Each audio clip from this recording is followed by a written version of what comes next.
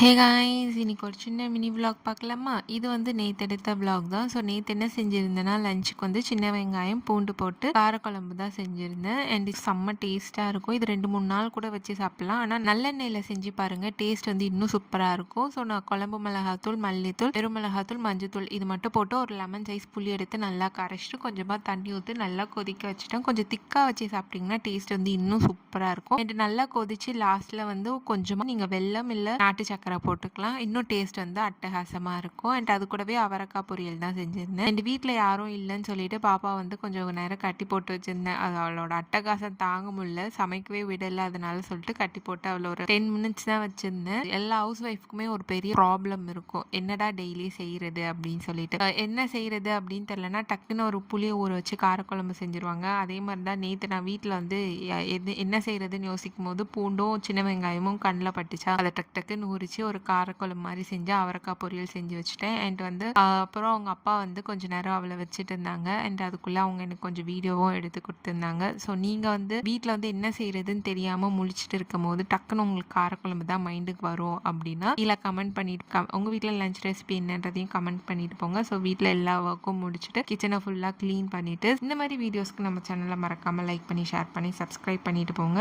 அடுத்த வீடியோவில் சந்திக்கலாம். பாய்.